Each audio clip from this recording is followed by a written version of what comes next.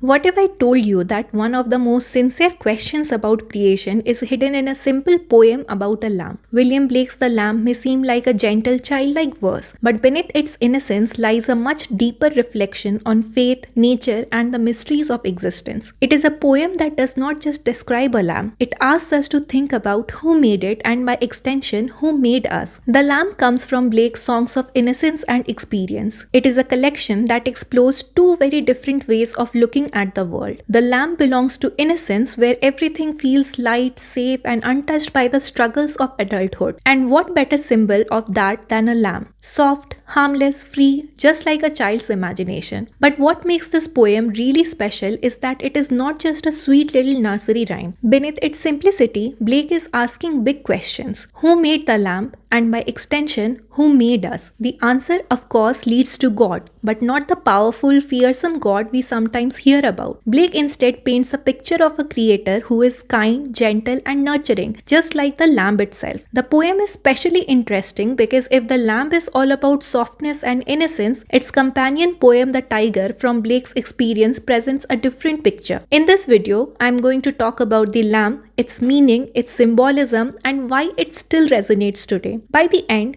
you might just see this little poem in a whole new light. But before I begin, hi and welcome to School of Literature. My name is Monika. I'm a junior research fellow at the Department of English Studies, Central University of Jharkhand. Before we go to the poem, let us first take a look at the poet behind it. If you have ever studied Blake before, you will know that he was not just a poet, he was a visionary, an artist, and a radical thinker. His work does not just describe the world, it challenges it. And that is exactly why his poetry still resonates today. Blake saw the world in contrast: innocence and experience, light and dark, creation and destruction. And for him, poetry was a way to explore these opposites. Not in a simple good versus evil kind of way, but in a way that forces us to question everything we assume to be true. The Lamb is part of Songs of Innocence, where everything feels pure and untouched. But Blake does not stop there. He pairs the poem with a tiger from Songs of Experience. He makes us wonder if the same God who created something as soft and harmless as a lamb can also create something as powerful and fearsome as a tiger. This is what makes Blake's poetry so unique. He writes in simple language, almost like a child's song, but the ideas behind his words are anything but simple. In The Lamb, he presents a world of divine kindness where creation is gentle and full of joy. It's a glimpse of the world as it should be, free, peaceful, and filled with wonder. But Blake was also deeply aware of how far the real world was from the ideal. He lived in a time of social and political turmoil. There was rampant poverty, child labor, and the perils of industrialization, to name a few. Blake was one of the few poets who openly criticized these harsh realities. His poetry, even when it appears gentle, carries an underlying challenge. In The Marriage of Heaven and Hell, he wrote, "He who desires but acts not breeds pestilence. Prisons are built with stones of law, brothels with bricks of religion." Blake saw how institutions of power, whether legal, religious, or social, often led to oppression rather than justice. This tension between an ideal world and a corrupted reality runs through all his work. His poems, even the ones that are supposed to make you feel good, carry an underlying question. Is innocence something we are meant to keep? Or is it something the world inevitably takes away? That is why The Lamb is more than just a sweet little poem. It is a reflection of Blake's deeper vision, his belief that the world holds both beauty and corruption, innocence and experience, and that poetry can help us see beyond the surface. In the first stanza of the poem, there are a series of questions for the lamb. The poem begins with a direct question to the lamb, asking if it knows its creator. This sets the tone for the entire poem. There is a gentle, childlike curiosity. The speaker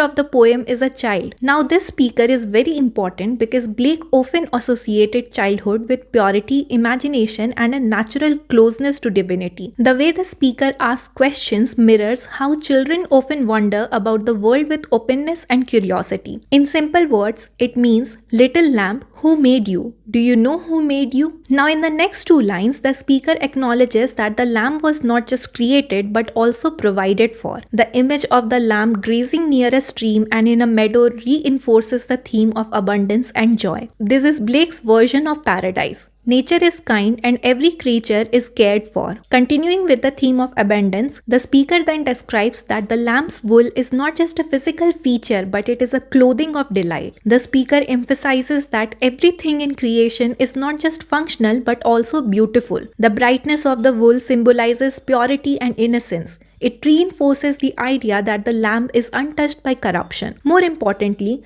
the lamb exists in nature, a space where it can be fully itself without any restrictions. This is a crucial contrast to the world of industrialized cities which Blake often portrayed as oppressive and soul-crushing. Blake's famous poem London paints a starkly different picture of the world. I wander through each chartered street, near where the chartered Thames does flow, and mark in every face I meet marks of weakness, marks of woe. Unlike the lamb's bright, unrestricted world of meadows and streams, London is a place of suffering where human lives are controlled and confined. By highlighting the lamb's freedom in the lamb, Blake contrasts it with the misery of the city. He reinforces his belief that nature provides a space for true joy and authenticity. In the next two lines, you will see that the lamb's voice is presented as tender. It is gentle and harmless, but it is also powerful enough to make the valleys rejoice. There is a suggestion of harmony between nature and the lamb. It again reinforces the idea that innocence and gentleness are not weaknesses but sources of joy. After painting this idyllic picture, the speaker asks again, "Little lamb, who made thee? Dost thou know who made thee?" If you have watched my last video, you already know that repetitions are very significant. By asking twice, the speaker makes us reflect on the question. The lamb, of course, cannot answer, but the poem itself will provide an answer in the second stanza. The speaker seems to be eager to reveal the answer. The exclamation marks add excitement. It is as if the revelation is something truly wonderful. From the second stanza, the poem shifts from simple nature imagery to one with a deeper religious meaning. The speaker says that the creator of the lamb is also called Lamb. This is a clear reference to Jesus Christ, who is given the title Lamb of God in the Bible. Blake is drawing a connection between Christ, the lamb, and the child narrator. They are all symbols of purity, innocence, and kindness. In these two lines, Blake emphasizes Jesus' gentleness and humility. He shows that God is not just powerful but also kind and approachable. The phrase, "He became a little child," refers to Christ's incarnation, a God taking human form as a child. This is how God shares human innocence. Now in these next two lines, the child speaker identifies with the lamb. It reinforces the idea that both children and lambs are close to God. This also suggests yet again that innocence is not just something we admire, it is something which is divine. Finally, the poem ends with a blessing. The tone is very comforting and joyful. By blessing the lamb, the speaker is really blessing all of creation. The speaker seems to be celebrating the idea that the world in its purest form is good and worthy of celebration. At first glance, the lamb seemed like a simple poem about a child admiring a lamb. But beneath its gentle rhythm, it carries a reflection on innocence, creation, and divine love. The poem presents a world where everything is taken care of,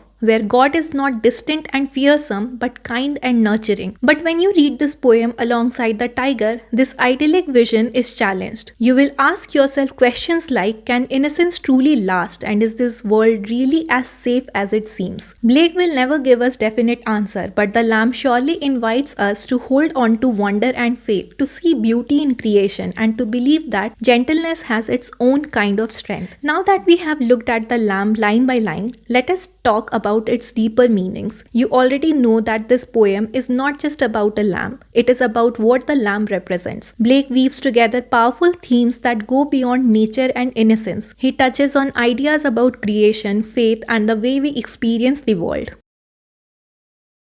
At its heart, the lamb is a celebration of creation. The poem marvels at the simple beauty of the lamb and through it, the kindness of its creator. The child speaker does not just see the lamb as an animal, he sees it as proof of God's work. The way Blake describes the lamb's soft wool and gentle voice makes it feel like every detail of creation has a purpose, and that purpose is joy. But there is something even deeper here. The poem suggests that the lamb is not just made by God, it is an expression of God. The connection between the lamb and Jesus hints at the idea that creation and the creator are not separate. The lamb exists because of God's love, and in that sense, everything in the world, including the child speaker, is part of something divine. Blake then paints an idyllic pastoral world where the lamb lives freely among streams and meadows. This setting is very important. It is peaceful, untouched by the struggles of the city, and full of natural beauty. The lamb thrives in this environment, and its happiness mirrors the harmony of nature itself. But Blake is not just describing a beautiful scene here, he is making a statement. By focusing on nature, he suggests that true freedom and joy comes from living in tune with the natural world. The lamb's simple life, surrounded by flowing water and open fields, contrasts with the harsh realities of industrial society that Blake critiques in other poems. In this way, the lamb becomes a quiet yet powerful reminder of what the world could be if it remained pure and unspoiled.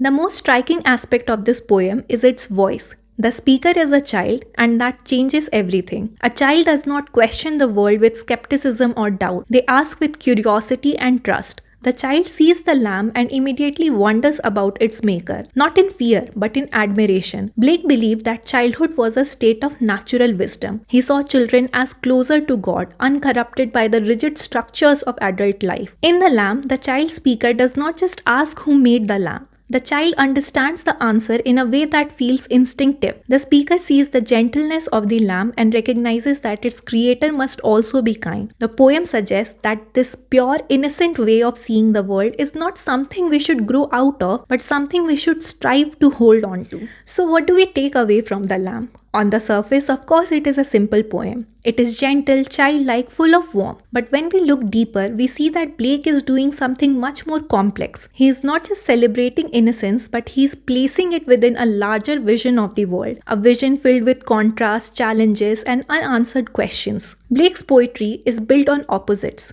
If the lamb is about gentleness, then its sister poem, the Tyger, is about ferocity. If the lamb represents innocence, then the Tyger represents experience. Together, these poems reveal two sides of creation, one that is peaceful and one that is very powerful. Both these sides are shaped by the same divine force. The lamb reminds us, the readers, that God is capable of constructing meek and sacrificial creatures. That is supported by the critic Robert Gleckner's perspective, as he notes that Blake set forth his four great virtues: mercy, pity, peace, and love, the last of which is the greatest, including as it does the other three. This point highlights how the lamb reflects Blake's vision of a compassionate and nurturing God. The poem presents God as a creator who values gentleness, innocence, and sacrifice. These are the qualities embodied by the lamb itself. Robert Gleckner's analysis supports this by emphasizing Blake's four great virtues: mercy, pity, peace, and love,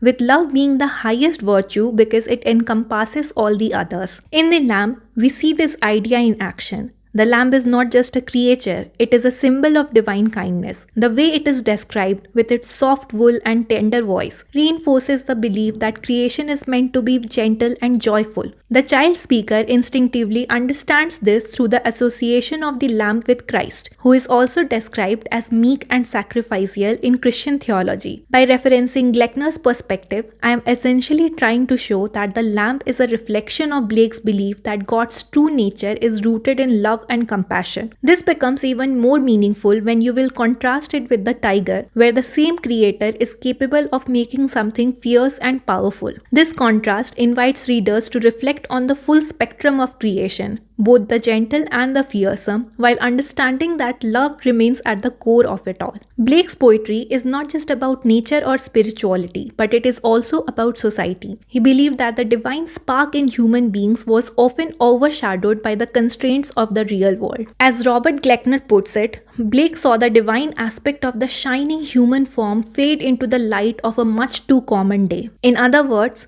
innocence, like the purity we see in the lamb, is not something that naturally disappears. It is dimmed by the harshness of experience, by the structures and expectations imposed by the world. This idea ties into how Blake wanted his poems to be read. The contrast that Blake portrayed was controversial in his time. The idea that God could create both a soft, meek creature and a fierce, burning one was unsettling, but that is exactly what Blake wanted to explore. Can we accept a world where innocence and danger coexist? Through the lamb, Blake reminds us that God is not just a figure of authority but also a figure of love. The poem suggests that creation itself is an expression of kindness, that softness and purity are divine qualities. But the bigger question that lingers is, can this innocence last? Blake's poetry does not just challenge society, it challenges us as readers. How do we hold on to the purity of childhood in a world that often forces us to grow out of it? For Blake, poetry was not just about creating pretty verses, it was about awakening people to deeper truths. And that is exactly what The Lamb does. It invites us to pause, to wonder, and to see the world with the same awe as a child. And maybe, just maybe, that is a vision worth holding on to. So that was all I had for you in this video. Feel free to drop your suggestions on which poem I should cover next. I'll see you super soon in the next one. Till then, keep reading and keep learning.